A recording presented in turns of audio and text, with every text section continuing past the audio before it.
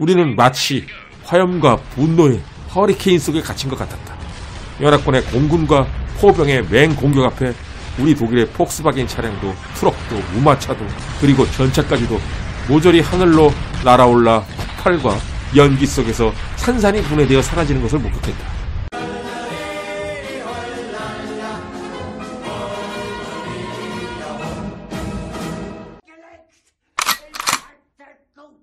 (1944년 6월 6일) 시작된 노르망디 상륙작전.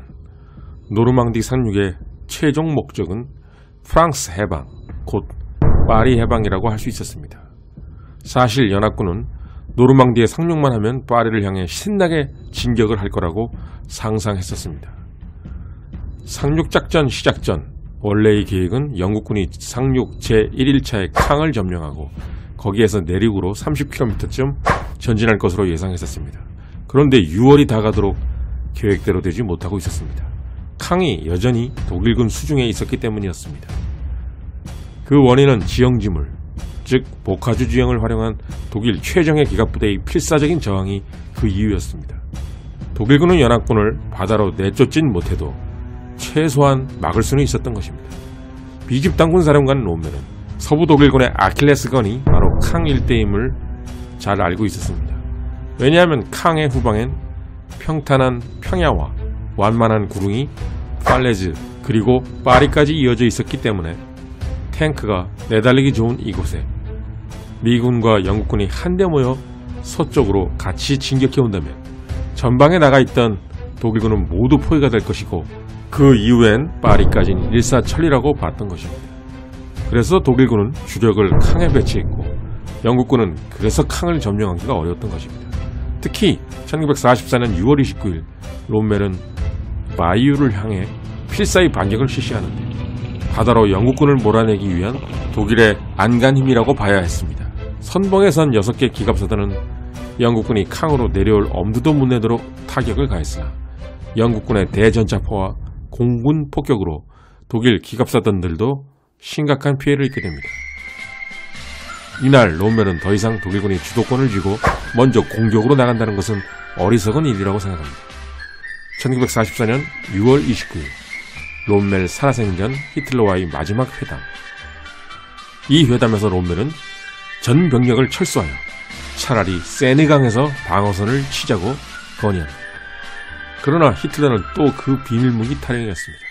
현재 진행 중인 V1 로켓이 런던을 맹폭했다면 영국이 지금쯤 오히려 화평을 제의했을 것이다. 우리는 단 한 치의 땅도 빼앗겨서는 안 된다. 그 이후 7월 17일 롬멜은 부상으로 전선을 영원히 떠나게 됩니다. 1944년 7월 25일 그동안 안 보였던 패튼이 등장하며 미군의 코브라 작전이 시작됩니다. 그리고 이 코브라 작전이 시작되었을 때 서부 전선의 독일군에는 롬멜과 룬투시테트가 사라지고 빈터폰 클게 원수가 비집단군과 서부전선 총사령관을 겸직하게 됩니다. 드디어 7월 30일이 되자 패튼의 미군은 아브랑슈를 점령함으로써 캉의 후방 평야지대로 나아갈 기회를 얻게 됩니다. 마침내 조지 패튼의 3군은 독일 7군의 방어선을 뚫고 남쪽과 남동쪽으로 뚫고 나오게 됩니다. 앞부분에 설명했던 대로 캉 후방, 즉 파리로 향하는 탄탄대로로 연합군이 진격해 온다면 서쪽의 독일군은 이제 모두 포위선멸당할 큰 위기가 드디어 시작된 것입니다. 이 순간에 독일이 그나마 살 수 있었던 방법은 롬멜이 앞서 건의한 대로 전 독일군 병력이 세네강 너머로 후퇴해서 거기서 방어선을 쳐야 했습니다. 그런데 히틀러는 이때 오히려 공격명령을 내립니다. 이 반격으로 서쪽을 공격해 해안까지 도달하여 아브랑슈를 통해 진격해오는 미군의 후미를 잘라버리는 작전. 한마디로 치고 들어오는 패튼의 미군을 타겟에 둔 작전이었습니다. 1944년 8월 7일 이미 약화된 4개의 SS 친위 기갑사단을 동원하여 모르탱 공세가 시작됩니다. 캉 방면을 지키고 있던 이들 4개의 SS 친위 기갑사단들은 영국과 캐나다군을 상대하다가 모두 모르탱 반격 작전에 동원되어 이제는 서쪽의 미군을 공격하게 됩니다. 바로 패튼의 부대죠. 특히 200여 대의 판터와 틱으로 구성된 JSS 판저 디비전 다스라이는 어떠한 연합군 전차부대도 전멸시킬 수 있는 막강 전력이었습니다. 그러나 미군은 이 가공할 전력을 탱크 대 탱크로 상대하지 않고 공군으로 상대하게 됩니다. 미군 전선으로 돌진하던 이 전력은 미군에게 미처 다가가기도 전에 60여 대의 전차가 불덩어리가 되고 전 부대가 아예 그 자리에 주저앉게 됩니다. 조금만 이동하려고 해도 벌떼처럼 달려드는 연합군 공군이기 때문에 살아남은 전차들조차 나무 밑에 가만히 숨어 있어야 했던 것입니다. 공격에 나섰던 이 기갑사단장 루이트비치 소장의 회고. 8월 7일 날씨가 맑아지자 우리는 압도적인 연합군 공군에게 쫓겨 나무 그늘 및 위장망 안에 숨어서 움직이지도 못했다.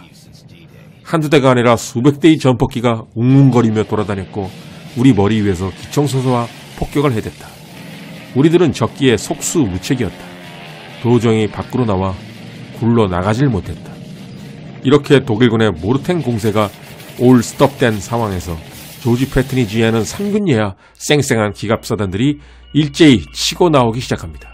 뒤이어 영국과 대치하던 방면에서 영국과 캐나다, 폴란드군이 틈새를 노리고 내려오기 시작하는데 모르탱 반격에 따라 독일 기갑사단들이 서쪽에 미군으로 집중된 결과 약해진 캉 남부 쪽에서 틈새를 노리고 내려오기 시작한 것입니다. 이제 서부전선에 있는 독일군의 핵심 전력, 즉 제우 기갑군, 하이니의 에버바우 기갑집단 등 총 10개 기갑사단은 총 공격을 하는 연합군에게 완전 포위될 위험에 빠지게 됩니다. 이쯤 돼서 잠깐 짚고 넘어갈 것이 이 시기 서부전선 총사령관은 클루게였습니다. 영리한 한스라 불리며 동부전선에서 잔뼈가 굵은 클루게였지만 서부전선으로 온 지는 한 달도 안 된 상황이었습니다. 이 위기를 클루게 혼자 감당하게 된 것은 그에게도 독일에게도 비극이었습니다. 클루게도 바보가 아니었기에 후퇴 요청을 합니다만 안타깝게도 클루게는 히틀러 암살 미수 사건에 연루되어 히총통에게 위심을 받는 처지였습니다. 그래서 클루게의 말은 히틀러에게 전혀 먹히질 않았습니다. 8월 15일에는 클루게 원수가 아예 행방불명이 되어버리는데 그는 연합군 항공기의 공습 때문에 또랑에 숨어 나오지도 못한 채 하루 종일 연락 두절이 되었던 것이었습니다. 가뜩이나 의심을 하고 있던 히틀러는 그가 B집 당군을 이끌고 항복을 한다고 의심하여 발터 모델로 사령관을 교체합니다. 결국 클루게는 처벌이 두려운 나머지 스스로 목숨을 버리게 됩니다. 8월 17일 동부전선에서 날라온 말터 모델은 지휘권을 인수한 후 상황을 보니 미군이 샴보아 근처까지 다가와 있었고 북쪽에는 캐나다군과 폴란드군이 트런 근처까지 와 있었습니다. 발터 모델 원수는 남은 병력을 계산해봤습니다. 모델은 총 10개 기갑사단 생존자를 4개의 사단으로 다시 재편합니다. 이미 6개의 기갑사단이 녹아난 것입니다.